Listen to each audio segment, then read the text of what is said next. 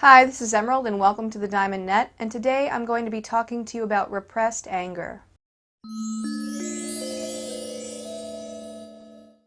Alright, so this video is all about repressed anger, and this is a topic that I actually have quite a lot of experience with. So I'm going to first give some personal anecdotes, and I'm going to talk a little bit about how anger works in general when we repress it, and then at the end I'm going to be talking about how to sort of integrate your anger responses and to be able to accept them better.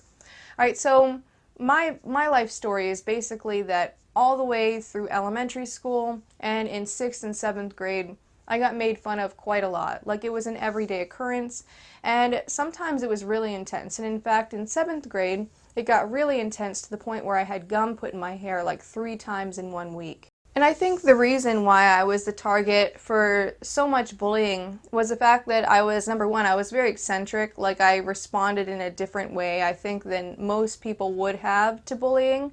And so I was also very sensitive. And so when someone would actually go and make fun of me or ridicule me in some way, you know, it was really clear that I was having a response to it. And I think ultimately that's what they were looking for, is they were looking for somebody that they could easily get under that person's skin. And that was totally me 100%, you know. And even when I was like in early elementary school, you know, I would cry, and sometimes I would even try to, like, you know, almost in a sense like bully them back, and it would just come out like really pathetic because I just didn't have any practice doing that, because I wasn't the type to go around messing with people, and so I didn't have any insults like in my back pocket, and I didn't really have the ability to conjure an anger response that I felt comfortable with actually putting toward them. And because I would always feel bad the second after I would do it, if like somebody called me a mean name and then I called them a mean name back, then I would feel bad about doing it, and I would immediately start sort of backtracking on it. And so every time I would respond in that way, I would always end up regretting it afterward, because it was always something that led to me being made fun of more or me embarrassing myself more in some way. And so when I was in the 7th grade, when a lot of things sort of started to open up for me, you know, when I was 12, when I hit puberty, there was like this natural expansion in consciousness, and I started to focus more on identity building. And so when I started to think about, you know, who I wanted to model my identity after, of course, like the first person who came up in this was my dad. My dad has always been a really laid-back person, almost to a fault. And like, if somebody were to do something really terrible to him, you know, his response to that would be to shrug it off. And then I was also moved by like different people who were like this, like that seemed to not be bothered by really terrible things going on, like a Gandhi who is like a pacifist, or like a Buddha or a Jesus, like a religious figure where terrible things can be happening and they still sort of keep their zen. Or even like more like pop culture examples, like the laid-back surfer guy who's just like, oh, it's no problem, dude, party on, or whatever. These things like really spoke to me as a 12-year-old, and so this started to become something that I built my identity around. And so for me, I started to repress my anger, and I thought that this was a really positive thing, because I thought, oh, I'm being pacifistic, I'm being like laid back, and I'm a cool chick, you know, I'm not like a bitch like all those other girls. And, you know, I started to be able to sort of gain a little bit of what seemed like better self-esteem because I had identified with this. And it started to work, actually. The people who would ridicule me did so less, because I feel like they realized that I wasn't going to give them the reaction that they were seeking. And then also I had developed like a really close-knit friend group, and I was like the laid-back one and the one that anybody could talk to because I was so chilled out and laid back. And so I had like this whole identity built around not being angry ever and not feeling anger. In fact, I would even say, oh, I never get angry. You know, I just don't do it, like it doesn't happen. Anger just doesn't happen. And so I had this idea about myself for many years after that. Probably until I was about 16, I was really, really adamant that I never feel anger. And so from a really, really formative age, I have this sort of ingrained into my identity, this idea that I don't feel anger. You know, and when of course that's not true. Everybody feels anger. Anger comes up. It's a natural emotion, and it's one of our core emotions, and it serves a purpose. But the problem is that I had this idea programmed into me from very, very young, and I have a lot of fears and insecurities around showing my anger. And so it becomes very, very difficult for me, even today, to be able to experience my anger fully, because it also makes me feel that sense of powerlessness that I felt as a child, because I wasn't really able to sustain my anger without feeling bad or without making the situation a lot worse. And so that's why I'm making this video, because I'm assuming that a lot of people are probably dealing with this same repressed anger. So I think it's really, really important to understand the role that anger actually plays, and the fact that anger does exist for a particular reason. And no matter how enlightened we get, anger will always be an emotion that comes up. It's just really in how you respond to your anger and how aware you are of your anger that's going to determine whether that yields positive or negative results. So the reason why anger exists is because it gives us the energy and oomph to really push back on the status quo. So if we see something that's going on that's wrong, either against us or against others, we can say, hey, that's not okay. This needs to stop happening. And that's the whole purpose for anger. But if we don't feel like we can express our anger properly and in a way that's constructive, what will happen is that people will continue to go over our boundaries, and the unjust things that we see, or the things that we feel strongly about, like, if we see, let's say, somebody being picked on, we might just go, oh, well, I don't really feel like doing that anyway because I'm a pacifist, and things will work themselves out. And so I can recall many times where things were happening to me that I didn't like, that I didn't push back on. And I can recall times that I essentially turned into like this, really not such a good friend or such a good person, in that I would just allow bad things to happen because I thought that, oh, being angry is wrong, and being anything less than a pacifist is also wrong. So I need to just let everything happen. And if something negative's happening, well, you know what? I'm still a hero because I'm a very laid-back person, and I'm a nice person, and blah, blah, blah. And so from this, you can also see the shadow side of being laid back and easygoing, is that laid back and easygoing people sometimes can take that too far and turn that into a rule, and then fail to actually push back on things that need to be pushed back on.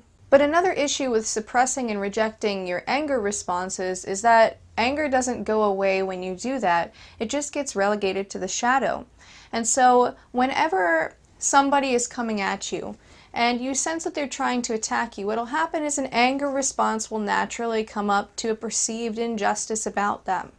And so if our anger response is healthy, what we'll do is we'll use that anger to say, no, you need to stop right there. These are my boundaries. Don't go over them. Or if we see something negative happening to somebody else, we can say, hey, stop doing that. That hurts that person. You need to stop. Or we need to take some other action to stop those things from happening. But when we look upon our anger response as bad, or as something that we shouldn't have, or as something that makes us not as good, what's going to happen is we're going to suppress that feeling of, oh, I need to do something about this. And then what'll happen is that we'll feel that anger response happening, and then that person will go ahead and go over our boundaries anyway. And so we have that anger, we've suppressed it, and so now it's turned inward toward ourselves. And it's especially turned inward toward ourselves because we failed to protect ourselves. And so we will naturally get angry at ourselves because we weren't able to actually stop the thing from happening that we wanted to have stop happening. And so it becomes this double whammy. So now you have this pain that's being caused by this other person or this other force coming in and attacking you, going over your boundaries. Then you're also angry at yourself for failing to protect yourself, or maybe even someone else in that situation. And then to add a whole other layer on top of that, now, because we are in the habit of invalidating our anger, when we feel that anger toward ourselves and that anger toward the situation, we'll get even more mad at ourselves for feeling anger afterward as well. And so it becomes this huge situation where anger compounds anger compounds anger. And if it's all repressed, it doesn't really have anywhere to go. So we get left with this really, really frustrated kind of feeling. And that's what really frustration is. It's that anger that can't really go anywhere. It's anger that we're just kind of stuck with, and we got to swallow it, and there's no possible outlet for it, and there's no way to resolve it. So anger that's not allowed to be essentially becomes frustration. And that frustration mostly ends up back at us. We end up feeling angry and frustrated at ourselves for not being able to change the status quo. Now, a lot of people might wonder, well, like if I'm angry, and then I just go yelling at people and go, expressing my anger, that can cause a lot of problems. And it's true that it can. Anger can sometimes get out of control where we yell at people and we say things that we don't mean. But there are other healthier ways to actually express our anger. But the first thing to realize is that expression and awareness are two totally different things. Like, for example, we can feel anger and we can realize that we feel anger and not feel bad about it. And at that point, we can actually choose to express it in a way that's more healthy, like saying like, hey, that's not okay what you did, as opposed to, oh my God, you're a horrible person, verbal abuse, verbal abuse, verbal abuse. That would be a very negative way to express anger. But if we don't allow ourselves to even recognize that we're feeling anger, or we feel bad every time we feel anger, what's going to happen is that we can never really get to a point where we can become conscious enough to respond to it in such a way that's constructive or productive. So the first thing to do is to practice becoming aware first, and then from there you can actually develop the ability to respond in healthy ways to that anger. So think of those as two totally different things. So we have awareness of anger and expression of anger. So for awareness of anger, you just want to make sure that you notice your internal reaction whenever you start to get angry. So if you feel the emotion of anger coming up, then notice what your thoughts do. If your thoughts immediately start to invalidate it and start saying, oh, I shouldn't be angry, and oh, I'm a bad person for doing this, or oh, I should be past this, I should have transcended anger at this point in time. If I'm angry, that means I'm a low consciousness person, or whatever the rationalization might be. So notice that thought process, and instead of going through with that, question those ideas. Question whether or not it's a low conscious activity to have anger. And just notice what anger is as itself. Notice that anger is just an emotion that comes up. It's nothing more than that. It's just a somatic experience, things that happen to come into your field of perception. And another thing to realize is that anger comes up because it's a response to a feeling of being attacked or something negative being about to happen. So it always comes up in response to a perceived threat. And so what we can do at that point is we can realize what we perceive that threat to be. And sometimes it is a genuine threat. And in those situations, it's very important to find a healthy expression for that anger so that we are not right in the line of fire of whatever that threat might be. Or we might be able to actually protect other people using that kind of fire that the anger gives us, and to say, no, that's not okay. But we should also realize that sometimes anger comes up for reasons that don't make sense rationally. So for example, if someone cuts us off in the grocery store and then we think, oh, that person cut me off because I'm a loser, and then we feel like that anger come up in response to the idea I'm a loser because we sense that that person has just attacked us and essentially called us a loser with their actions, well, there's a disconnect there, because that's not the reason why the person cut you off. They probably cut you off because they were being absent-minded or something of that nature. It would be very rare for a person to actually do that for that reason. So it's important to realize that the anger itself is valid, but that the reason and the interpretation of the situation may not be correct. And so I think it's very important to discern the difference between, actual anger that makes sense in the situation and that our interpretation is correct, or anger that arises from a false interpretation, because that's going to determine how we respond to anger. So if we have a situation like, somebody directly insults us and intends to insult us, well, it's very normal for us to feel angry from that. And so we should be able to take that anger, and instead of coming right back at them and trying to make them feel the same way, we should go, hey, stop, or we should address this in some other way that's going to be more effective, whatever that happens to be, or use that as energy to sort of leave the situation. But if we're experiencing anger from something that, really ultimately comes from our own interpretation of the situation, which may not be correct, then we can start to explore, oh, why is it when that person cut me off that I felt like a loser? You know, what might have happened that actually led me to that interpretation of that event? Clearly, it's not in the event in itself.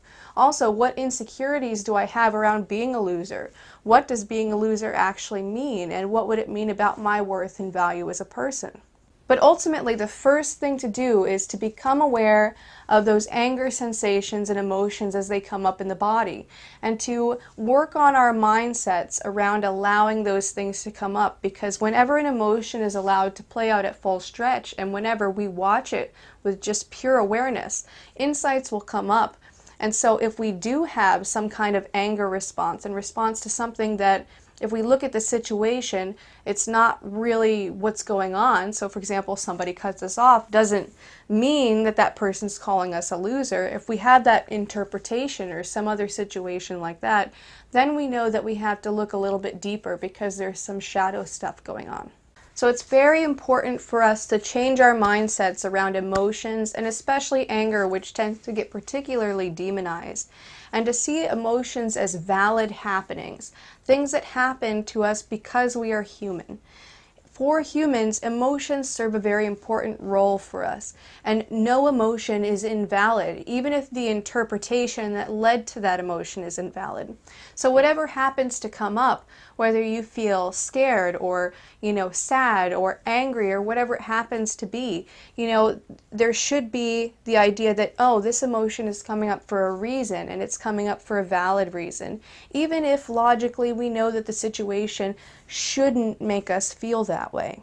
But what we should and shouldn't feel logically doesn't match up with how our emotions are, because emotions are a lot more complex than logic can actually account for. Anyway, that's all I have for you for now. I hope that you enjoyed this video. If you did, go ahead, click the like button below and subscribe.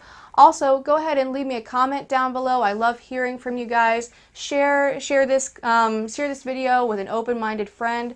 Also, I wanted to say thank you so much to my patrons, and you guys really rock. You guys keep me motivated every week to create new content. Also, if you're interested in becoming my patron in exchange for rewards, I'll leave a link down below in the description box. And if you would like to sign up for content updates, you can actually go to thediamondnet.org. I have a content form there. You can fill in your name and your email address, and I send out one update per week just saying, hey, I posted a video, check it out. So I never send any spam or anything like that. Also, I'm still doing one-on-one coaching, so if that's something that you're interested in, you can also check on my Patreon page for that. And that's all for now, and until next time, keep becoming more you.